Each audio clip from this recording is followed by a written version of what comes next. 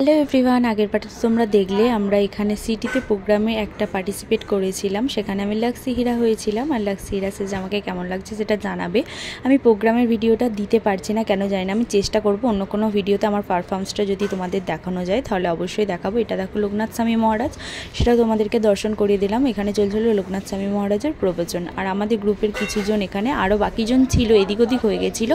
কোথায় ছিল আমি খুঁজে পাইনি। যতজনকে পেয়েছি ততজনকে দেখালাম। রাতের এটা প্রসাদ ছিল। তারপর দিন বেরিয়ে পড়েছিলাম একটা মন্দিরে যাওয়ার জন্য।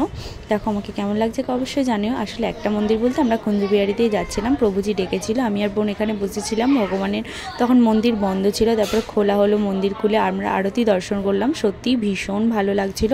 আর আমার ভিডিওগুলো তোমাদের কেমন লাগছে সেটা অবশ্যই কমেন্ট করে জানিও। আর আমার ভিডিওটা ভালো লাগলে আমার চ্যানেলটাকে অবশ্যই সাবস্ক্রাইব করে দিও।